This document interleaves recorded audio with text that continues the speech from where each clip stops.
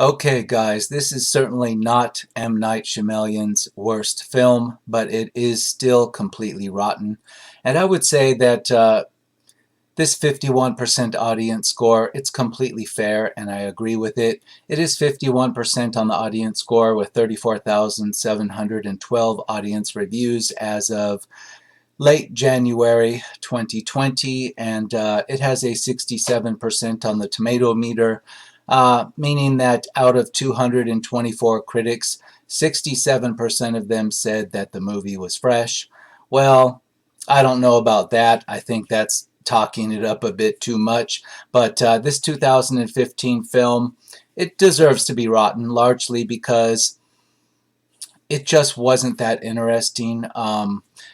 M. Night tried to shoot this as one of those found footage type movies where the character or characters films everything on a personal recorder, a camcorder, handheld camcorder, or cell phone, whichever the case may be in different films. And then it's shot, it's edited together so that it looks like it's footage that was found and put together by somebody later after the events of the movie took place. It's called found footage, documentary style.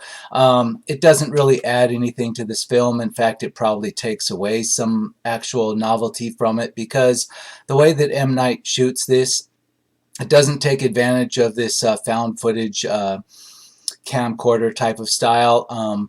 Other films straight out do it better. They use that to their advantage, and this story actually it doesn't work with that type of style. I don't understand the reasoning behind why he did that. This is the first time that he attempted to make this style of a film.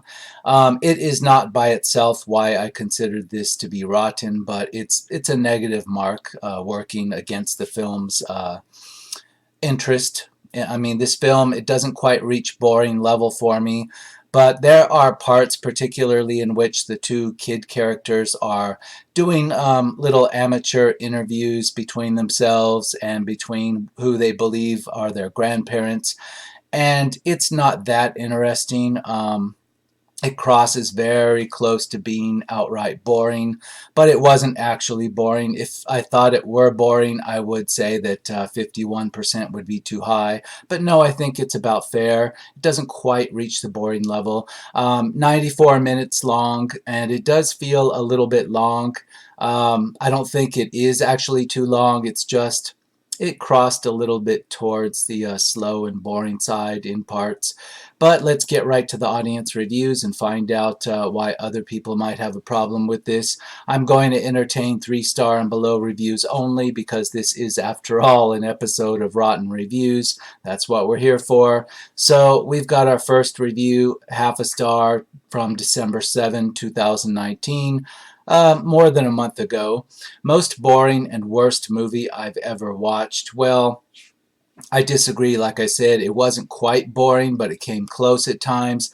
I'll give this 2 stars because I actually sat through this whole thing, still interested on seeing where it was going to go, and I'll say 2 stars, and I'll further note that everybody knew this was an M. Night movie, so you know his movies always feature some kind of twist ending, or at least an attempt on a twist ending. He doesn't always succeed, but in this case, he had a type of twist ending, and it just did not succeed for me, and I bet for not many people, because it was just given to us too easily in all of the clues throughout the rest of the film. So by the time we got to the part where this would have been a reveal or a twist, we had long since figured out pretty much what was going on, and M. Night just didn't make this mysterious enough. He could have, but no, it was way too easy to figure out a logical way that this was, plausible. It kind of tries to misdirect you with maybe there's something supernatural going on, but very early into the runtime, your mind has already provided you with the most logical and plausible thing that could be going on, and sure enough, that's what's going on. So it's just a fail on the twist ending, and going into this, you know it's an M. Night movie, so you're expecting that twist ending, and so you're looking to figure it out ahead of time. Now, if this had been a movie made by somebody else and you didn't expect that twist ending, then it might have kind of worked for people, but, you know, M. Night's just a little too obvious nowadays. He's just done it too many times. So I'm going to say it's largely ineffective. Let's move on. Half a star, November 2019. The main two children actors were very annoying, particularly the girl. That could be due to my personal dislike for kids who try so hard to use words like adults. The movie was also predictable and relied solely on jump scares. Whatever happened to slowly building up suspense and terrifying the audience psychologically? Example, The Shining. I have to largely agree with that. The kids weren't annoying because their characters were annoying characters. They were annoying because, yes, they tried too hard to behave like rational adults, to speak like rational adults, and it came across a little bit not natural. Not implausible or unbelievable, but just a little bit unnatural for them. This brother and sister in a strange environment for the first time, under stressful conditions, and they're very much speaking like very rational, calm adults. It just didn't quite work for me, and I'm sure it didn't work for a lot of other people. I have a very small list. Actually, I have a list that's much smaller of flaws that I usually make on one of these rotten reviews. I've got barely anything here, but I do have that not only was the twist too easy to see coming, but the jump scares, I had that on my list as well. This reviewer mentioned that the jump scares, there were several throughout the film, and they just didn't need to be there, and they didn't work at all. They were jump scares that had the stereotypical screeching violin behind them when they were supposed to be scaring you, but they weren't scary at all. They came and went, and you saw what the film was trying to do, but they actually landed not in the slightest. Jump scares that just they were there the jump scares were effective enough to be recognizable, but not effective enough to scare you or make you jump. Let's put it that way. Let's move on. 3 stars. The first 3-star review I'm reading from October 31, 2019. So this would be Halloween. Somebody watched this and decided it was a Halloween movie. That's fair. Some of the jump scares were effective in this, but the problem with it is that the movie goes to great length to provide a rational and normal explanation for the grandparents' behavior, and they succeeded at it. So the plot twist ended up being a very small logical leap that wasn't jarring and didn't add any real terror at all. The lack of a film score or interesting cinematography to pay attention to was more of a drain on the movie than I expected. That said, I didn't get bored watching it. Well, you know, I almost agree with all of that, except I say it's only 2 stars at the max. But yeah, you figured out what's pretty much going to happen, and sure enough, that's what happens. And there's nothing interesting about the score. It's stereotypical scary movie score with violin screeching during jump scares, and or at least if they're not violins, they're stringed instruments. And we've seen that many, many, many, many times in all kinds of horror films. Nothing interesting about it at all. And for being something that's a found footage type of style, it's just very boring and lackluster. Like, M. Night used it, but then just didn't do anything with it. You know, the point of that style is to try to do something with it, but he doesn't. This could have been shot in a completely traditional way, and the movie might have been just a hair better. Nothing would have changed. Absolutely nothing would have changed. Let's move on. Not going to entertain 4-star reviews. I'm sorry, but there's absolutely nothing here worth 4 stars. 3 stars, October 11, 2019. This is a solid horror film from M. Night.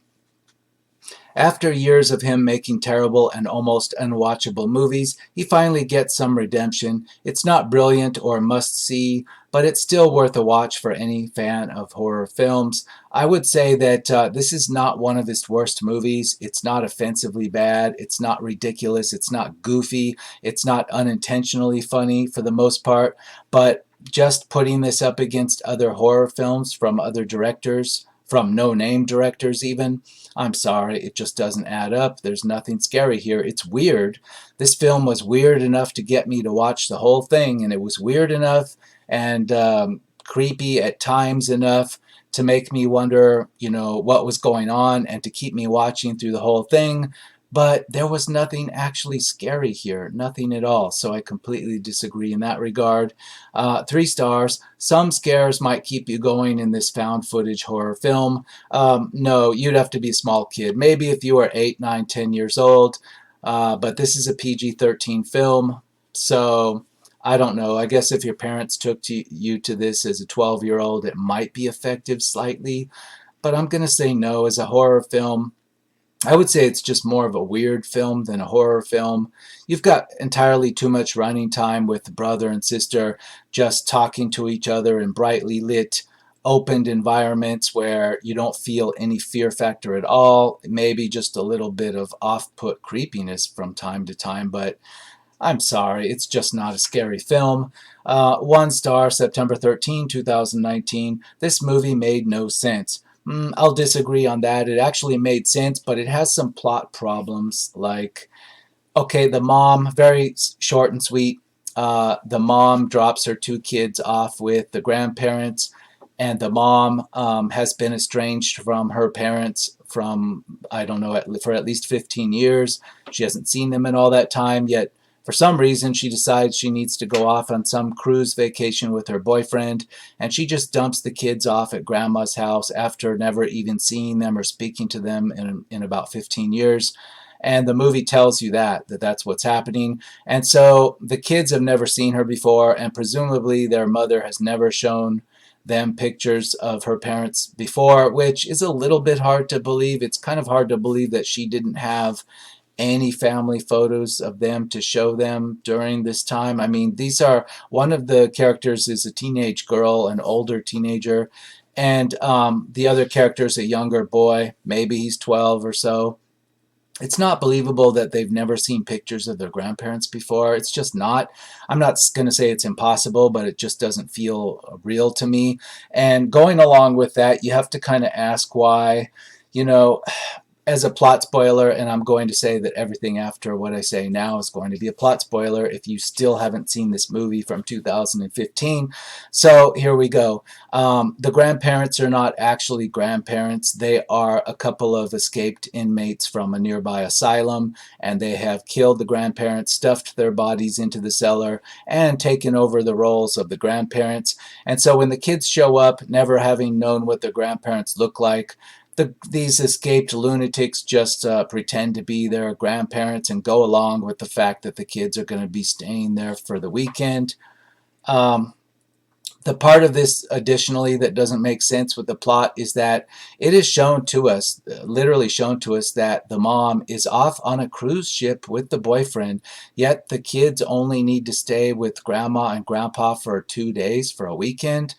There aren't too many cruises that are in tropical areas where everybody's like, in their swimming trunks and whatnot on the deck of a Carnival cruise ship in some tropical environment.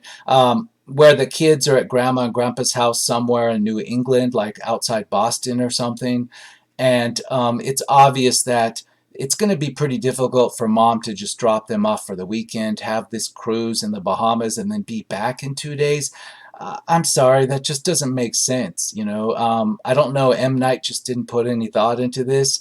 The kids are just going to get dropped off for the weekend, and the mom's off like on some cruise in the Bahamas, and they Skype with her on a laptop. So this shows you that they're in the Bahamas or somewhere in the that area, the Caribbean. It doesn't make any sense. That's just a big fail right from the beginning, and I just couldn't get that out of my mind when I was watching this. So it's a big plot problem here. If you can somehow overlook that, maybe if you're 12, this doesn't, this logic doesn't occur to you. But as an adult, this is just common sense. This isn't believable. Going along with that too, why didn't the escaped lunatics that happened to be able to pass for grandma and grandpa, why did they go along with this when the kids were dropped off and the kids outright tell them they're just there to stay the weekend? Well, that would be a problem, wouldn't it? Like, the lunatics are pretty much rational for the most part. You can converse with them like regular people. They can converse and play the role of grandma and grandpa effectively with the kids during the daytime, at least. So it should be pretty heavy on their mind that they've got about a weekend until mom comes back to pick them up. And then what are they going to do? Even if they successfully play the role of the grandparents, what happens if the mom comes up to the door to see them? What happens if that, what happens if she can't just pick them up without seeing them? What happens then? And what happens when they bring the video? See, grandma and grandpa are allowing the kids to photograph them and videotape them during this whole time. It's not explained why they would do this, because what's going to happen when that footage gets back to the mom? Even if the kids manage to get picked up by the mom, they've got this video proving that their grandparents aren't in that house. They've been staying with strangers, and then the mom's going to call the police and etc. And the jig is going to be up. So why did they stay there and play this game with the kids? Why did they not just kill the kids? Because they killed the grandparents, and they also killed another woman that happened to make the mistake of coming around too much. But they somehow don't harm the kids, and they decide to stick around in that house. Wouldn't they be wanting to go on the run, get rid of the kids and go on the run before mom comes back? It gives you a 2-day head start. But nope, it's not explained why they just decide to sit there and wait for their impending doom to get to them, because eventually, no matter they touched the kids or not, the jig was going to be up and they were going to be back into that asylum, or worse, because now they've committed at least 2 murders, if not 3, by that point. So it makes no sense. It's complete logical plot fail for me. But again, if you're 12, I guess this would be scary, and none of that would occur to you if you're just an average 12-year-old. I don't want to insult 13-year-olds and say that, I'm just going to say if you're 12, okay, because I want to give the kids nowadays the benefit of the doubt. This is rated PG-13, so let's just say 12 and under would be okay with this. Let's move on to some more audience reviews. See if anybody else mentioned some of this logical fail. 1.5 stars, some good creepy acting and some bad choices with the handheld cameras. Yeah, it's a complete missed opportunity with the handheld cameras. So much more could have been done with that. 1.5 stars, September 1, 2019. Man, I was glad when this finally ended. There's not much that works here. The found footage gimmick seems forced, the plot is predictable, and the characters aren't exactly scary. I will say that there's probably a good story somewhere in the general premise, providing the right people came together and went about it in a smart way, but neither of those things happened here. Disappointing to say the least. Yeah, I think somebody else could have done this movie, this premise, in a great way. I think it could have been a very effective horror story, but M. Night, he just fucked it up. I guess he's just not capable of doing this. He has failed on so many movies in ways that are far more worse than this one. It never ceases to amaze me how bad of a film M. Night Shyamalan can make. I don't know why. I consider him a failed director, no matter if this movie made profit or not. And somehow this movie did make profit. It has, the gross is reported to be $56.5 million on Rotten Tomatoes. And I've heard it from several sources that this movie cost about somewhere between $5 million and $6 million to make. So even if you account for marketing and you double that and say it was 10 to 12 million, that's quite a hefty profit. So financially, this film would be a success, but it's definitely one of the fails in the annals of scary movie making. I still consider this a failure on the part of this director, one of his many failures. And I think a different director could have taken the same premise and made it so fantastic, but not M. Night, apparently. 1 star, September 1, 2019. You've lost your touch, Mr. Shyamalan. What the fuck is this horrible movie? Unrealistic plot and overly dramatic BS take away from the scariness that could have been this movie. Major disappointment of $3.99 spent. So somebody rented this for $3.99. I'm assuming that's what they mean. Or they might have purchased it in the bargain bin somewhere for that price. Either way, yeah, that was a mistake. You could have gotten this, just waited for it to show up on some channel that you're already paying for in some way. Yep, pretty disappointing. August 16, 2019, 1 star. The fact that people were charged to watch this is theft. Yeah, a lot of M. Night's movies are like that. Um, I'll go back and say that his biggest exception for me is The Happening with Mark Wahlberg. That movie's enjoyable just by how rotten it is. You laugh your ass off. There's so much funny stuff going on. It's so rotten that you're just laughing hysterically. This movie is not one of those movies. You don't laugh. It's just a little bit too weird. There's nothing that's intended to be comedy. And I don't think I wrote down anything that made me laugh. Nope, nothing made me laugh. Comedy and horror, they're close together sometimes, and depending upon your mood, maybe there is something here to laugh at if you've been drinking. But I went into this sober and I didn't find anything to even get a chuckle about. So let's move on. 1 star, August 16. Yeah, I read that one. Wow, 4 and 5 star reviews and whatnot. I'm sorry, but I'm not going to entertain those. There's just no way in hell. Half a star, April 24, 2019. One of the very worst films ever made. Why do I keep giving M. Night Shyamalan a ding-a-long dong a chance?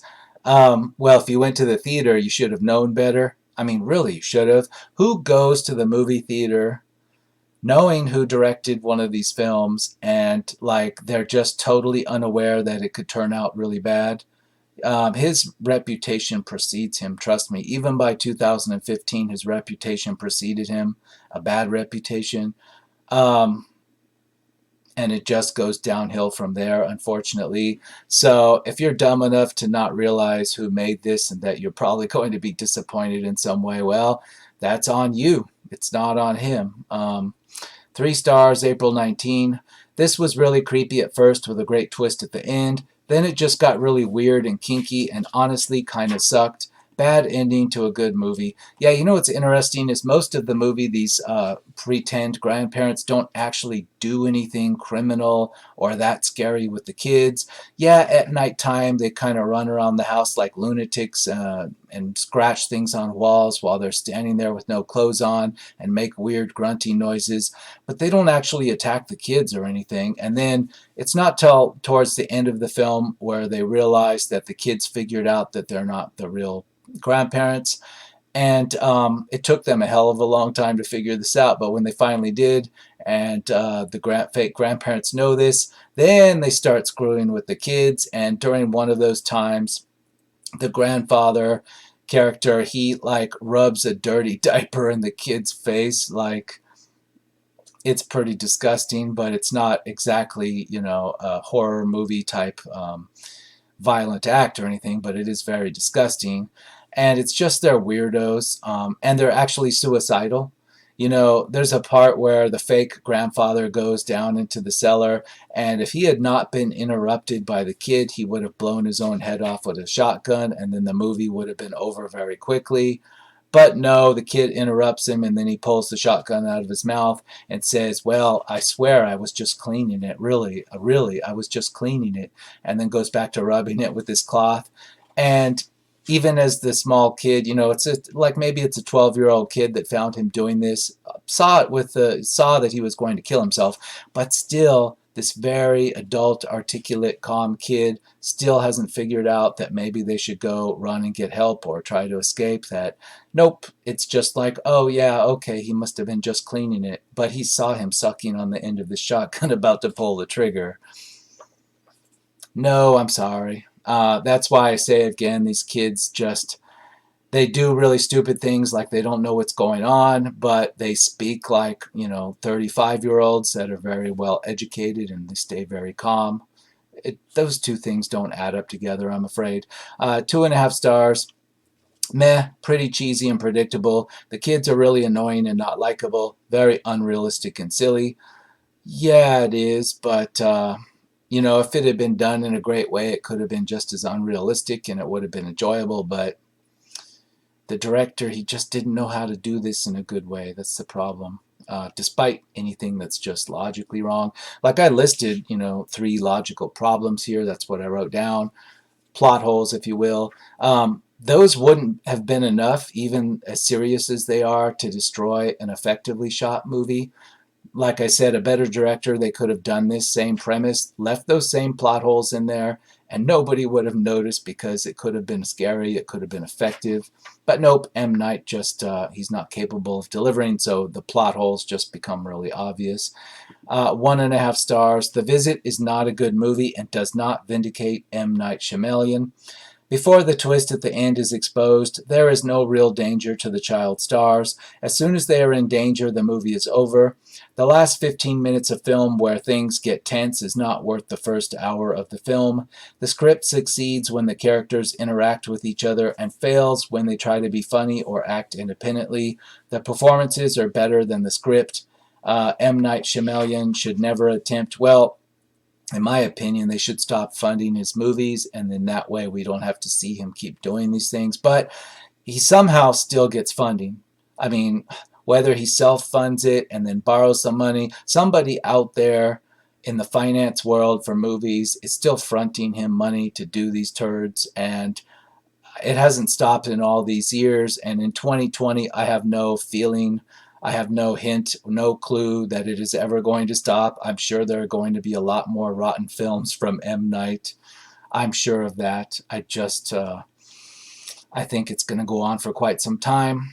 Half a star. I'm going to be completely honest. This movie was unrealistic. The emotions of the kids were very unnatural. The plot twist was barely a twist, and I would never see this movie again if I was paid to. The idea that the grandparents were mental patients who had escaped seemed pretty self-explanatory from the start. Not only is the twist a complete failure and joke, but the movie delivers no real scare. There are a few cheesy jump scares throughout, but no suspense or build-up at all. Yeah, that's pretty much what everybody else has said. Let's do yet another page. Why not? Put ourselves through some more. And it's unbelievable, but I'm still seeing 4 stars throughout these.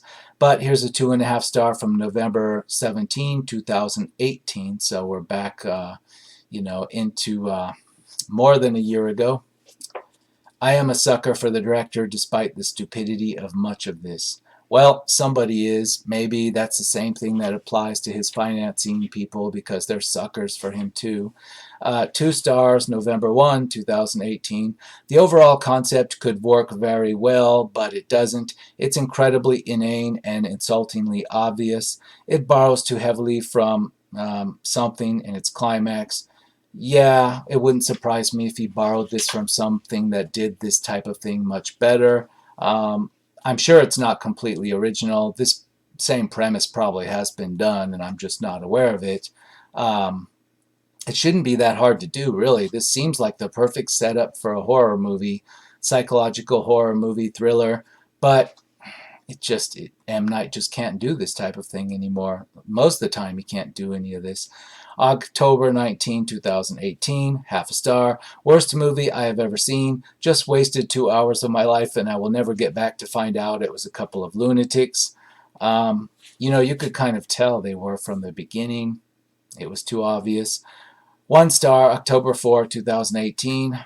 No spoilers. Absolute rubbish from a desperate director who made a couple of decent films after one great one that allowed production money to freely flow his way until recent years. And now this crap fest. This slimmer production utilizes found footage and shaky cam styling, which was quite popular among low-budget filmmakers, especially with students and amateurs at the turn of the millennium 18 years ago. I imagine this was chosen in order to make his lower budget stretch further.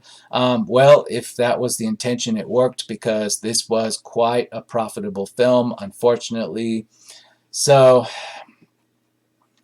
Unfortunately, he was rewarded for producing this rotten movie. Half a star, The Little Boy, hysterical. The film, a literal piece of garbage. Half a star, this was the worst horror movie I have seen in a long time. This is one click above Blair Witch, which was the worst movie ever till now. It did have a good idea, but writer, director, and special effects team threw it down the sewer with cheesy effects, bad scene, and bad camera shots. The acting was pitiful. Guess they thought having pretend grannies scamper along the floor and scratch the walls was scary and going to save this empty plot. The director should go in hiding if just for embarrassment. Yeah, every time M. Night comes out with a rotten movie, which is most of the time he comes out with a movie, everybody says, why doesn't he just go into hiding? And it seems like he does for a little while, and then just like a gopher, he pops his head up again and he looks around, and there's another gopher hole in your yard. I don't know. I don't know what to say. I don't know why he keeps getting funding. This was profitable, but I'm going to go out on a limb and say that most of his rotten films are not profitable. Some of them took losses so heavy it's hard to even contemplate. But yeah, so what? So he made 40 million on this one or something like that. 32 million. Take your pick. It doesn't matter. It doesn't even come close to making up for the losses on even one of his other rotten ones. So here we have it. 51% on the audience score. I'd say it's fair because I sat through it all. I didn't feel it was too boring, but it is still rotten. And I recommend you watch it if you have absolutely nothing left to watch and nothing left to do. But if you want something to end in a surprising way, to give you something to think about, to, I don't know, give you something to feel uneasy about for more than 5 or 10 minutes, then this film is not the film for you. Just skip it. There are other M. Night Shyamalan, also rotten movies that are probably more entertaining to watch than this. For example, The Happening. It's just so damn bad that it's good to laugh at. This one, no, very forgettable. And I'm going to see you again on the next episode of Rotten Reviews.